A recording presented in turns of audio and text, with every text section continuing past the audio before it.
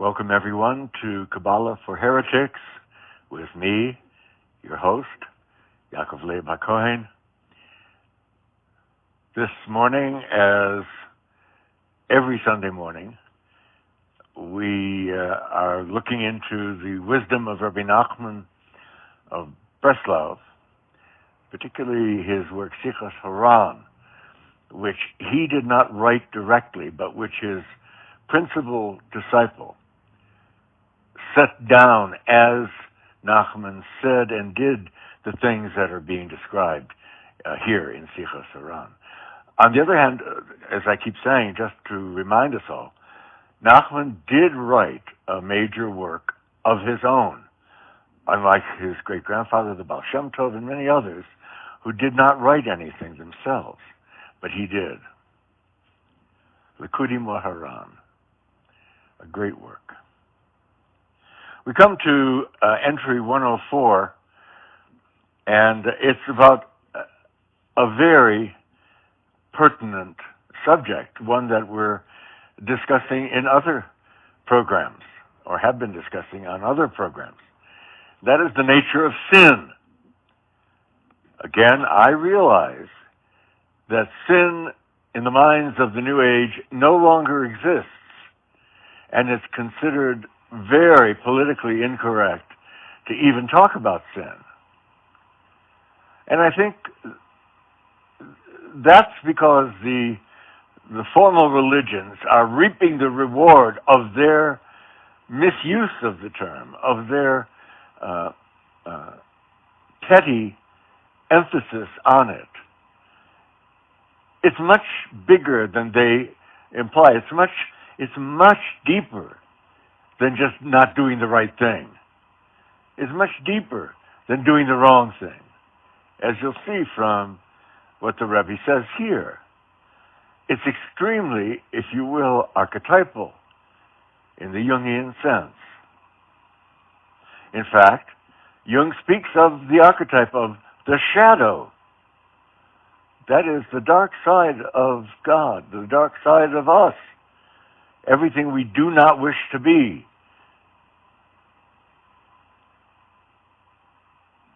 And the evil we are born with. Freud spoke of it as the id. So in 104, the Rebbe says, regarding the evil urge, the Talmud teaches us, quote, if this disgusting one greets you, drag him to the house of study. Listen to that. Listen to that. Are you listening? Regarding the evil urge, the Talmud teaches us, quote, if this disgusting one greets you, drag him to the house of study. Don't destroy him. Don't push him away, as all the others would teach, but drag him to the house of study. Perform a tikkun. Undo the evil by bringing the evil in. Again, look what it says here, what the Rebbe says. Listen. The Talmud teaches us, quote, if this disgusting evil urge greets you, drag him to the house of study, unquote. Now, if that isn't Neo-Sabbatean, I don't know what is. It's absolutely one of the foundations for it. It absolutely is a reference to his great-grandfather, the Baal Shem Tov, and his own antinomianism. If the evil urge greets you, drag him to the house of study. Don't push him away. Don't bury him. Drag him to the house of study. Bring him into holiness.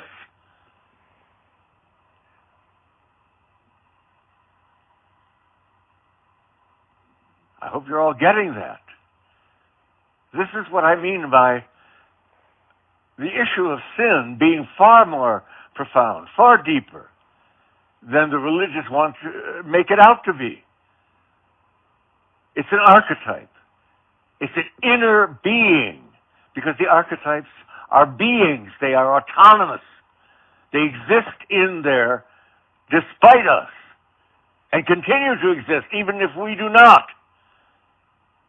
The archetypes, of which the evil urge is one, exist within the collective unconscious, not our personal unconscious. This according to Jung. And they have control over us because we are unconscious of them. Because they are functioning within the unconscious, such as the evil urge. We have no control over them. We only gain control of them when we become conscious of them. And we only become conscious of them when we shut the hell up and listen.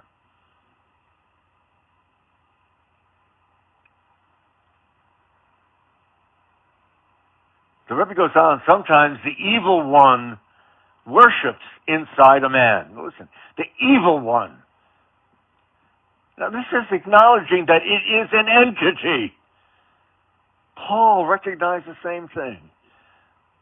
Paul said, I try to do good, but find I only do evil. No matter how hard I try to do good, I wind up doing evil. I must conclude, therefore, that it is evil dwelling in me as a separate entity, not Satan, but an archetype. And all archetypes are only small aspects of the larger self, or God.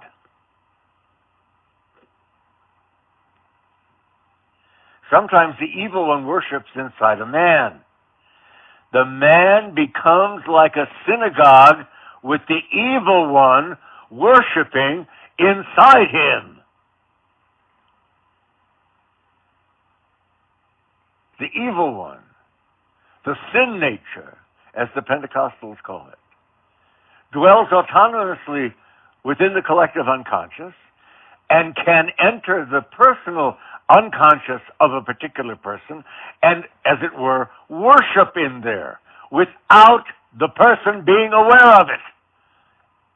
It is the unconscious through which this evil urge, this archetype of evil, is functioning. And the man, therefore, becomes like a synagogue of evil without understanding or realizing it. This is why people are so quick to forgive themselves for whatever sins they commit. They always find some kind of adequate, for them, explanation to justify it. Because it is not they doing it. It is the evil archetype within the collective unconscious come into the personal unconscious of the man, functioning in that person unconsciously.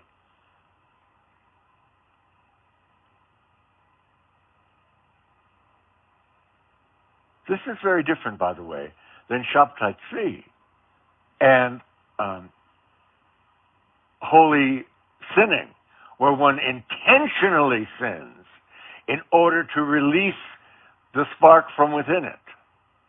Not to sin for the sake of enjoying the sin or for actually embracing the sin, but for releasing the holiness that is within the sin, to transform the sin into good, to transform the evil into holiness, consciously. But that's a very different thing than functioning unconsciously out of the evil archetype and giving excuses for it. Now, granted, this Neo-Sabbatean teaching of ours of to undo the evil, be the evil, can be used by the person as a rationalization. Absolutely. Oh, I'm only wallowing around in the filth to release the holiness of the filth. When in fact, all they're doing is just enjoying wallowing around in the filth, and they've latched onto a convenient excuse for it in holy sinning. But it is not the same thing. Rabbi Nachman writes about that in one of his fairy tales, where the shaliach, where the king's representative is sent to find the princess who has been expelled by her father, the king. And he comes to the palace of evil. And he enters into it to find her there. And he sees this huge banquet of beautiful things spread out on the table.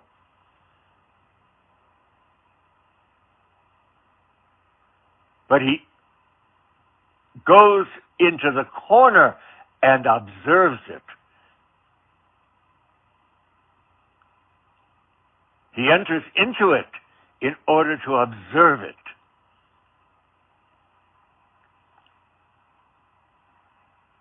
The evil one can also study inside a man. The man is then like a study hall with someone studying inside him. This is the autonomous functioning of the archetype within an individual. Jung speaks of this in great detail. It is a foundation of Jungian psychology, if you will. I hate the word psychology.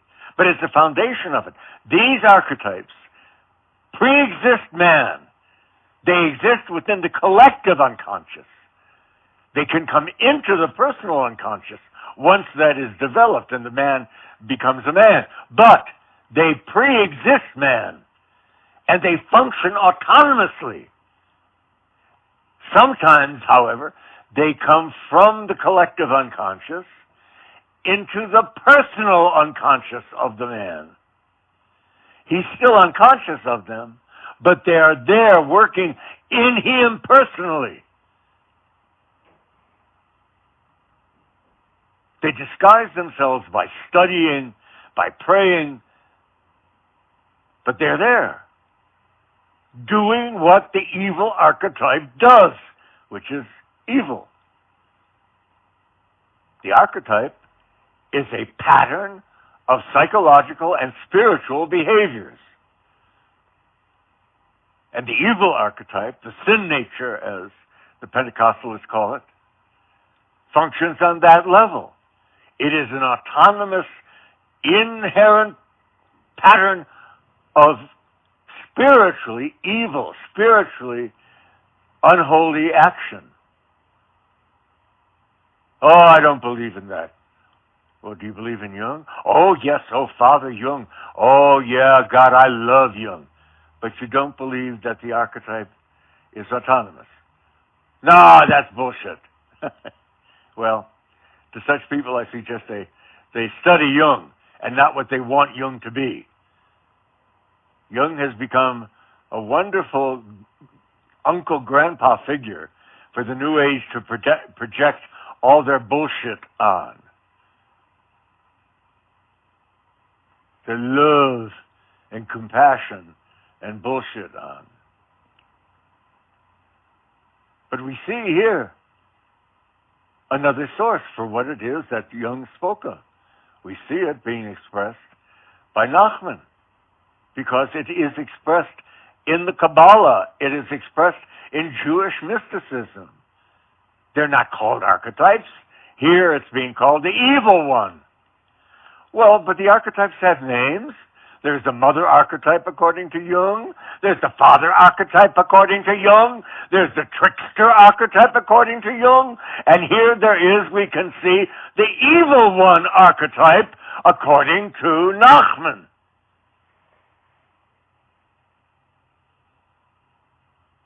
Just because it has a name that we don't like or that offends us doesn't mean it doesn't exist as that. Are you following me? Raise your hand if you're following me. Those of you who are here attending the recording session. Good. The evil one can also study inside a man.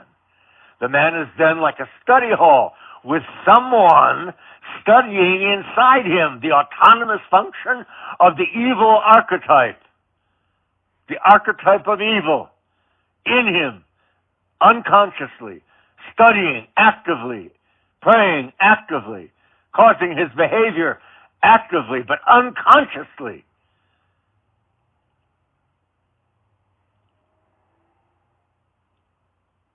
The evil one can also study inside a man. The man is then like a study hall with someone studying inside him. In such a case, study is better than prayer.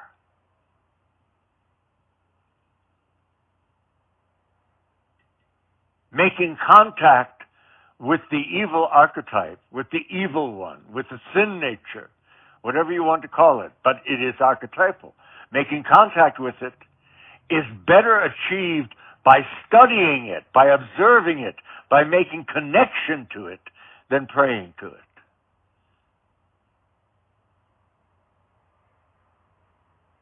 Prayer is a way of offering oneself to God and to reminding God of what God is. But study is an attempt to enter into the very nature of God by studying how it reveals itself in the hidden scriptures of the Torah. When you bring, now the Rebbe continues, when you bring the evil one into the study hall, our rabbis teach us, quote, if he is a stone, he will be melted.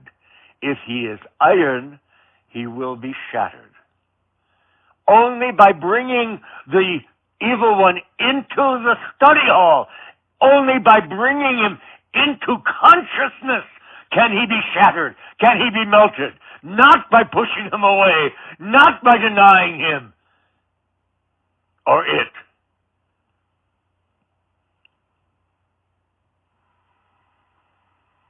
When you bring the evil one into the study hall, our rabbis teach us, quote, if he is stone, he will be melted. If he is iron, he will be shattered. By bringing him into holiness, by bringing him into consciousness, not by pushing him away, not by burying him, not by denying him.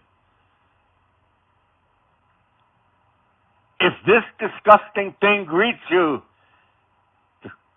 the Rebbe says, he says then, greets you. That phrase in Hebrew is pegah bach. The Talmud teaches us that the word pegah means to pray. Bach literally means in you. We can then read this quotation as, quote, if this disgusting thing worships within you, if this disgusting thing worships within you, drag him into the house of study. Become conscious of him. Don't just allow him to be there, denying that he is there. Drag him into consciousness. If you are like a synagogue with the evil one worshiping inside you, drag him into the house of study.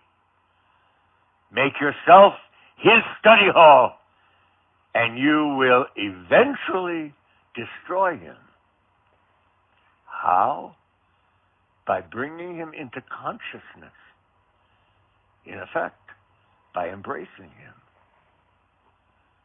By submerging him in holiness rather than unholiness. That concludes our program for this morning. We invite you to attend the same program next Sunday when we'll broadcast more on the wisdom of Rabbi Nachman, continuing with where we left off. In the meantime, I'll say goodbye to all of you and hope to see you tomorrow morning when we give our program on the Zohar, same time, 8:15 a.m. Eastern Time, when we will broadcast our program, Kabbalah for Heretics, in which we will, during the weekday, study on the Zohar. Be well, everybody.